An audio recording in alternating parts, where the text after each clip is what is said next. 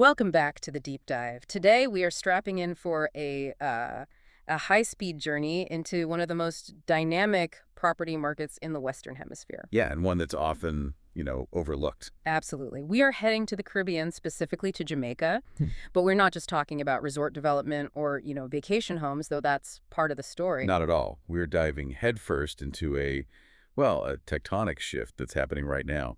Jamaica's digital real estate revolution. That's it. And our source for this is a fantastic collection of insights from a recent conference presentation. It's titled Future Ready: How Jamaican Real Estate Agents Can Thrive in the Digital Era. Right. And this isn't just theory. It's not abstract market analysis. It's basically a blueprint for evolution, mandatory evolution. So our mission today is to give you the shortcut to really understand that blueprint. We're going to be extracting the crucial immediate takeaways on how two giant technologies, AI and blockchain, are, well, they're not just trends anymore. No, they're fundamentally redefining property transactions, the agent's role, everything. And all within the context of and this number's huge, the U.S. $90.9 billion Jamaican market. 91 billion. That number is critical. It is. It tells you two things straight away. First, the market is big enough to attract serious global investment. And second, it's big enough to demand global standards. Speed, transparency. Standards that only technology can really deliver at scale. Exactly. And the urgency from the presenter, Dean Jones, you can feel it. The future isn't something you just wait for, it's something you build or you risk getting swept aside. For the professionals listening, you'll see that evolution isn't a choice anymore. No, it's mandatory for survival. So let's start there. Let's unpack the source of these insights, Dean Jones. Why should we trust his vision for merging, Jamaican tradition with such radical innovation? Well, he sets it up right at the beginning with his personal philosophy, which I have to say really resonated with me. He frames his whole career as this kind of tightrope walk, a balance between, and I'm quoting here, the tradition of where I'm from and the innovation of where we're going. That's a great line. It is, because real estate is so traditional, right? Yeah. It's based on land, physical deeds. Mm-hmm. But the money, the clients, they're entirely modern. Jones gets that you can't just throw away the roots, but you absolutely have to modernize the branches. And he made that point with a really powerful personal anecdote about his cousin, the music legend Gregory Isaacs. Yeah, the comparison is fantastic, actually. He points out that Isaacs, the cool ruler, he built something enduring with his voice, something that still inspires millions. Right. And he suggests a real estate career needs that same approach. It's not about a series of quick sales.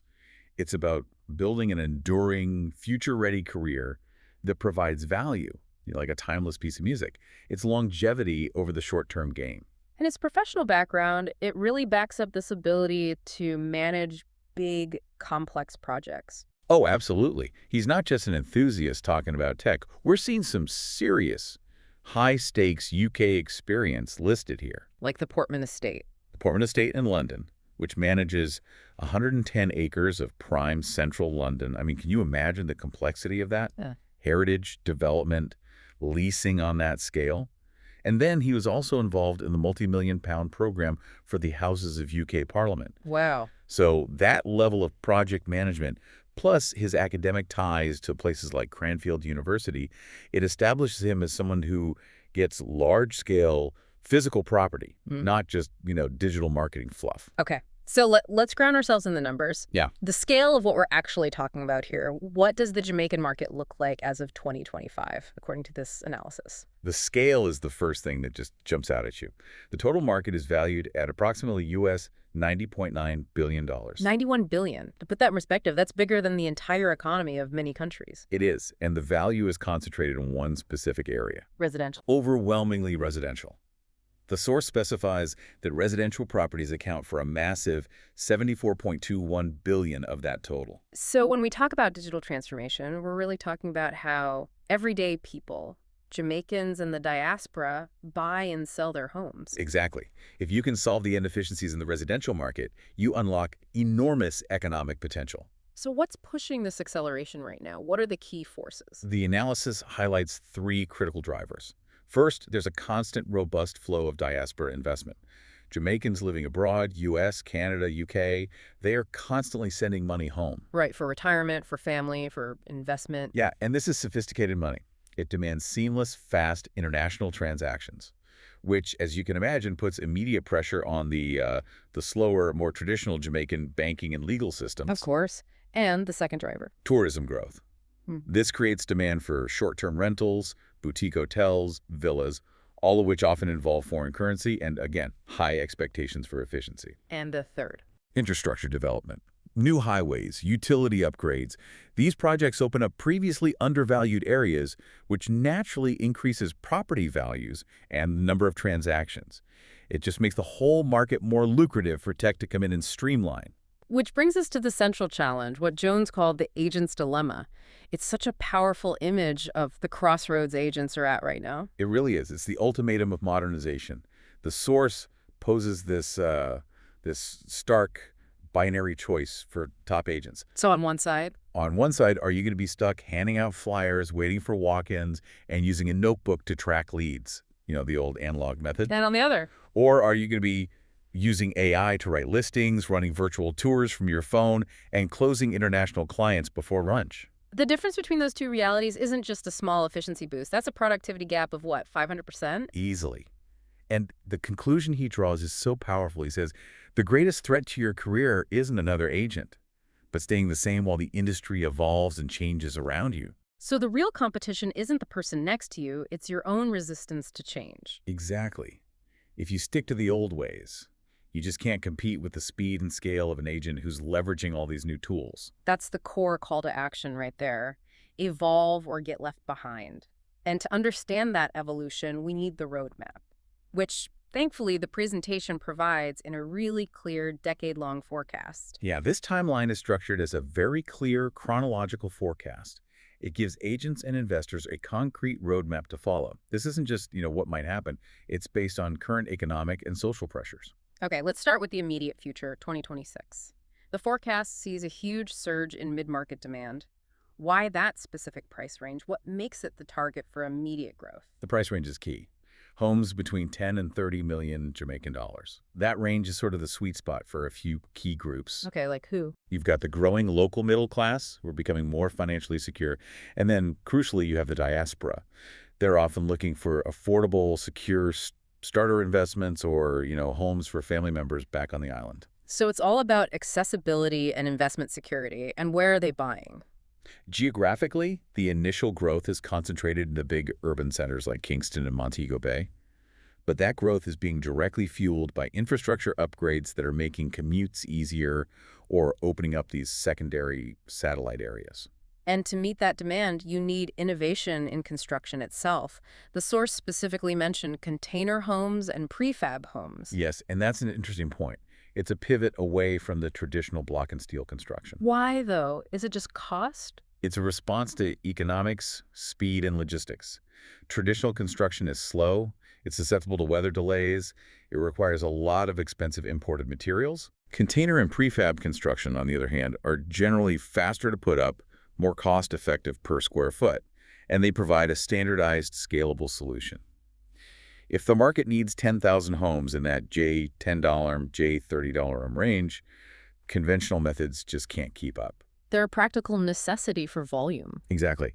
And throughout this timeline, the source keeps referring back to these three internal strategies for real estate firms. The three non-negotiables. Yeah, the guiding principles: product enhancement, technology integration, and collaborative partnerships.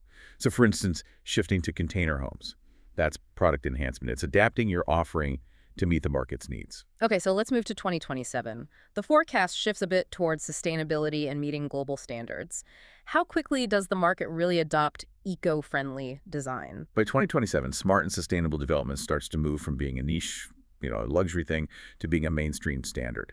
Eco-friendly and energy-efficient buildings will start to dominate new projects. And why is that so critical? Because global investment capital is increasingly tied to ESG standards, environmental, social, and governance.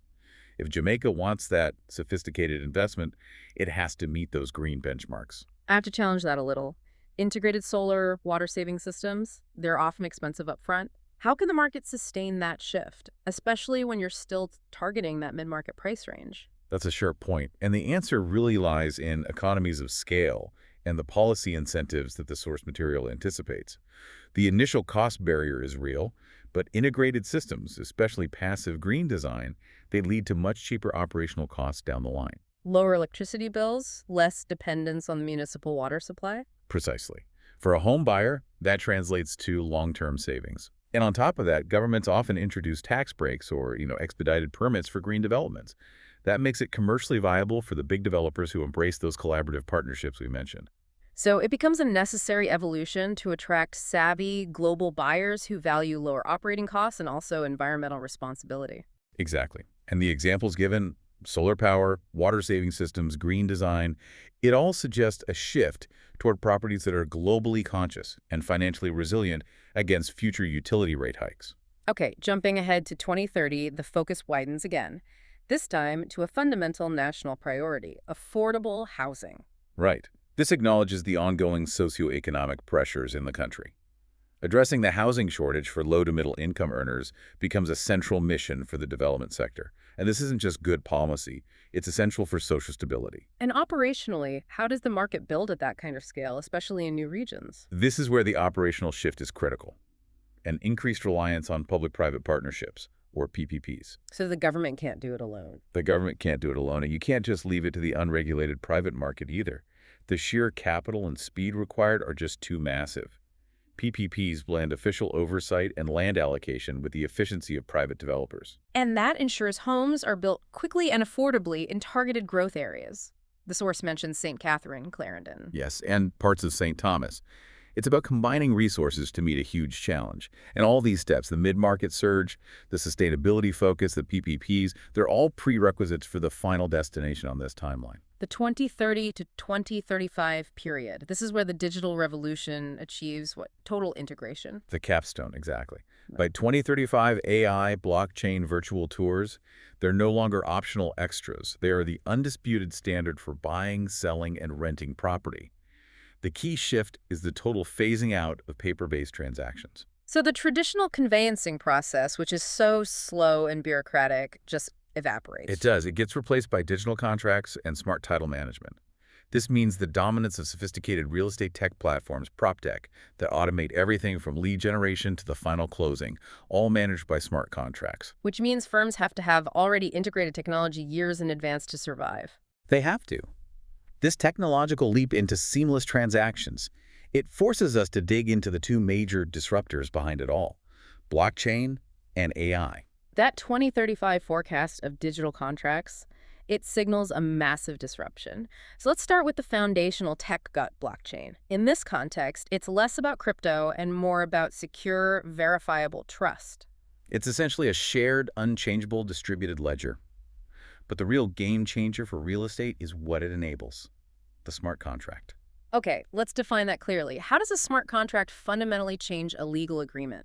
A smart contract isn't a physical document you sign. It's a self-executing digital agreement. It's code that lives on the blockchain. So instead of relying on a third party, a lawyer, a notary, an escrow agent, to verify conditions are met, The code does it automatically and instantaneously, the contract becomes the executioner of the agreement. It's a radical shift away from human intermediaries. And the source had that great graphic contrast to show the difference. It did. In the traditional flow, you have the parties, a paper contract, and then that crucial third party, the lawyer, the bank, who has to verify everything before execution. It's slow, complex, and expensive. And the smart contract flow just cuts out that middleman. Exactly. The parties interact directly with the smart contract on the blockchain. Once the pre-agreed conditions are met, say, the buyer's funds are verified, the inspection report is uploaded, the title transfer and fund release happen automatically. So a process that takes weeks or even months now takes minutes. Minutes. Okay, but I have to bring up the big friction point here. Legal acceptance. For this 2035 vision to happen, the Jamaican government and legal system have to accept a decentralized digital ledger and code as a legitimate form of title transfer. That seems like a massive regulatory hurdle. You're hitting the nail on the head. This isn't just a tech problem, it's a policy and regulatory one. The source implies that legislative groundwork will need to be laid in the coming decade. But the economic pressure from the diaspora and international investors who want things to be fast and secure will likely force that adaptation. The country that offers the fastest, most secure property transfer wins the investment. That's the driving factor. And Jones highlighted 4 immediate compelling benefits for moving to these digital contracts. Okay, what are they? They focus on efficiency and integrity. First, speed. Transactions happen instantaneously. Second, transparency. All terms are recorded on that immutable public ledger, which is a huge deterrent to fraud. It builds trust. It builds trust. Mhm. Third is cost efficiency. You eliminate intermediaries, so transaction costs drop significantly. And fourth, security. The data is tamper-proof. The integrity of the record is vastly increased. And it's crucial to remember this isn't just theoretical. The source notes that these systems are already up and running globally. Where can we see precedents for this? The precedents are expensive. Estonia is the gold standard, with its blockchain land registry. For them, digital identity and digital property management are the norm. Right. The UAE, especially Dubai, has embraced blockchain titles and digital property platforms. Switzerland is a pioneer in smart contracts and tokenized real estate, which allows for fractional ownership. Even the UK is moving towards digital deeds and automated rental platforms. So the global direction is clear. Move away from physical paper and human gatekeepers toward automated, secure digital management. Exactly. Making property transactions as easy as an online bank transfer. So if blockchain is the foundation of trust, then artificial intelligence is the engine that drives the scale and personalization needed to meet that new 2035 standard. Which brings us to AI, the other major force. And we have to start with the big, scary question. Will AI replace real estate agents? And the source gives a very definitive but nuanced answer. It's a no, Yeah. but it's immediately followed by a firm it will redefine their roles. So the key isn't to avoid it, it's to adopt it. It's all about adoption. The agent who uses AI tools will simply operate at a speed and scale that is completely unattainable for someone who doesn't. They won't be focused on scheduling or data entry anymore. So what are they focused on? They're focused on high-value human interaction. The automation handles the repetitive tasks, writing the first draft of a listing, scheduling showings, initial client follow-ups. This frees up the human agent to focus on relationship building, high-stakes negotiation, and solving complex client problems. The agent becomes a strategist and a trusted advisor, not a paper pusher. Exactly. And to underscore how quickly agents need to adapt, Jones used the launch of ChatGPT as the prime case study. The speed of adoption is just staggering. The numbers are incredible. Facebook took 10 months to reach 1 million users. Instagram, which felt like an overnight success, took 2.5 months. In ChatGPT, 5 days. 5 days to hit 1 million users. That is an unprecedented velocity. It shows that the barriers to using these powerful AI tools have just vanished. And by January 2023, it was over 100 million users. It's not just growth, it's a paradigm shift. You can't spend a year deciding if you should adopt this. By then, the technology and your competitors will be multiple versions ahead of you. And speaking of versions, the source described the acceleration of the tech itself as a century and a decade. That sounds terrifying. It is terrifying because it means the human learning curve can't possibly keep up. Look at the leaps. GPT-2 was about 10 times smarter than GPT-1. GPT-4 was 3 times smarter than GPT-3.5. And the predicted next version is expected to be twice as smart again. Wait, so if an agent learned how to use GPT-3 last year, they're now competing with agents using a model that is 6 times more powerful. That's right. It's capable of writing better content, synthesizing more complex legal data, generating more persuasive marketing. The emphasis has to shift from mastering the tool to integrating the tool. It's about leverage. It's all about leverage. You accept that the tool you use today will be obsolete in 6 months, but the skill of leveraging automation will be priceless. Okay, let's look at the 5 specific AI applications that are shaping the market right now. Right. These show where the automation is happening. First, predictive analytics. AI can analyze huge data sets to forecast prices and demand far more accurately than human intuition. It tells you where to focus your time. Exactly. Second, 3D modeling and virtual showings. This allows diaspora buyers to tour properties in Kingston from their home in Toronto, eliminating the need for expensive travel. And the third. Smart home devices. AI is being embedded in the properties themselves, managing security, energy, temperature. Agents need to understand and sell these features. Right. Fourth is property management automating rentals, maintenance, tenant screening.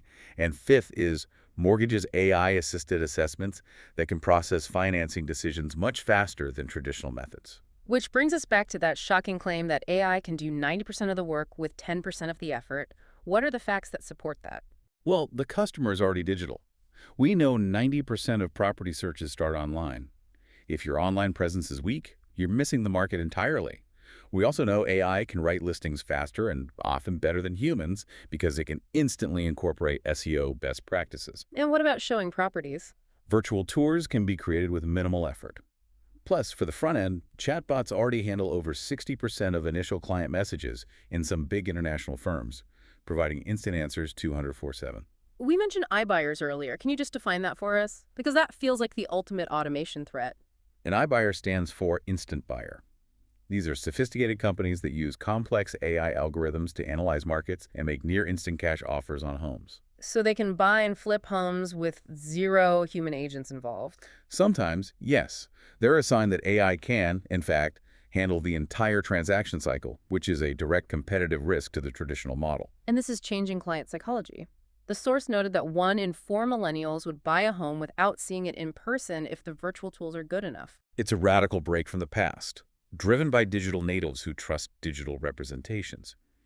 And this efficiency extends to the legal back end, too. AI can scan and summarize hundreds of legal documents in minutes. We also have to address the dark side mentioned in the source, deepfakes. Absolutely. The same AI that generates amazing marketing can be used maliciously. Deepfakes can clone an agent's face and voice to create fraudulent videos or phone calls to scam investors. The counterpoint is that the industry has to invest in AI-driven fraud detection to keep pace. And how does this affect the Jamaican ecosystem, like the multiple listing service, the MLS? The MLS is the centralized database where agents list properties.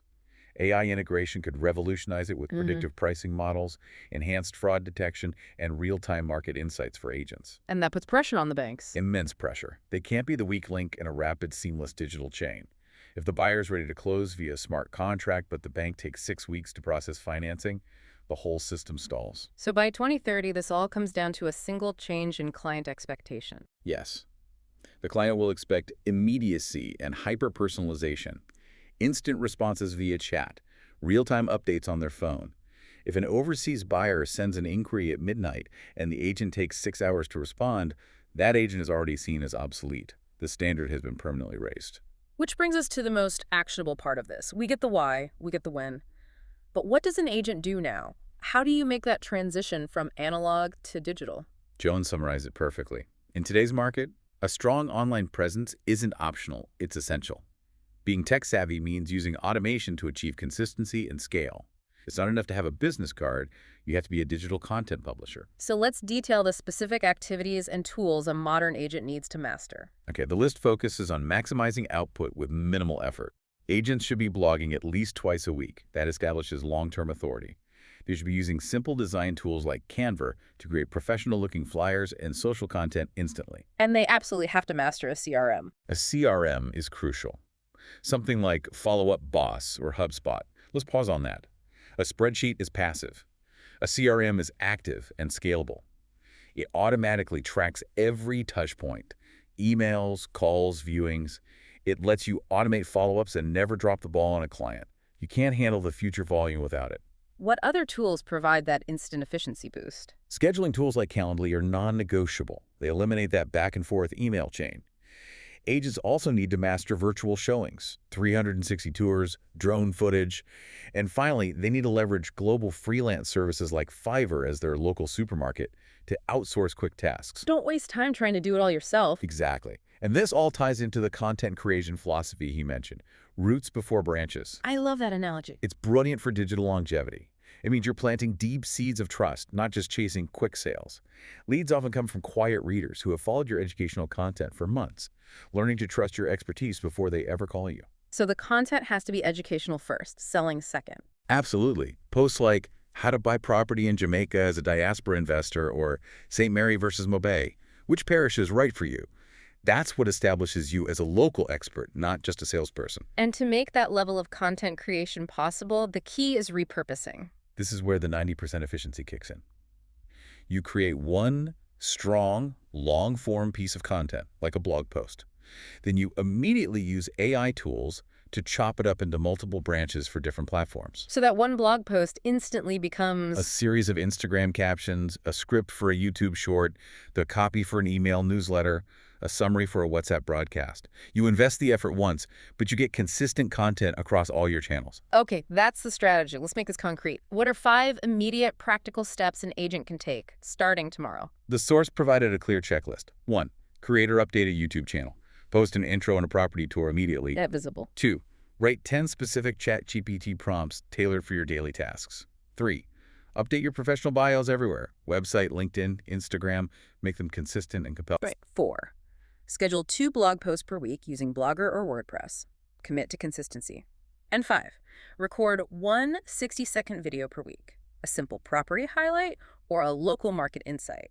Just get comfortable on camera. And you don't need a Hollywood budget for this. What are the minimal essential tools? The entry barrier is so low. For gear, you need the essential trio. A basic ring light, a tripod, and a simple lapel mic. That's it.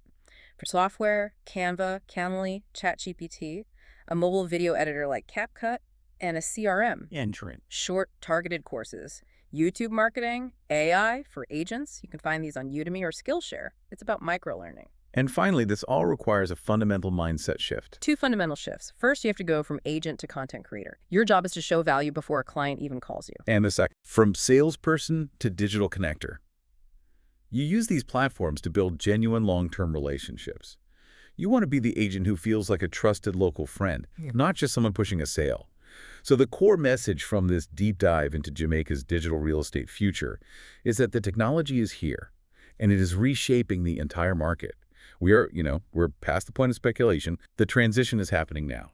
It's being driven by that high-value diaspora investment and the relentless march of tech capability in AI and blockchain. The source captured it perfectly, saying, "In every era, there's a moment when the rules change. That moment is now." Yeah, the demand for transparency, for speed, for personalized service. It's forcing these traditional industries to either innovate or, well, collapse under their own inefficiency. And digital era doesn't demand technical perfection. No, but it demands professional relevance. And that final sharp takeaway that should guide every career decision for the next decade is this: AI won't replace real estate agents. Agents who use AI will replace those who don't. That's it. That's the new professional mantra.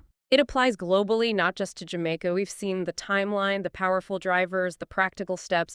The future is already here, but as the source concluded, it's just not evenly distributed. So the real question for you to consider, based on that vision of full tech integration by 2035, isn't will tech take over, but whether you will lead the way. If digital contracts and AI-driven valuation become the unquestioned norm, what essential traditional skill that an agent or a lawyer relies on today, maybe physical document verification or a manual title search, will become entirely obsolete once that full integration hits? That's what's worth mulling over this week.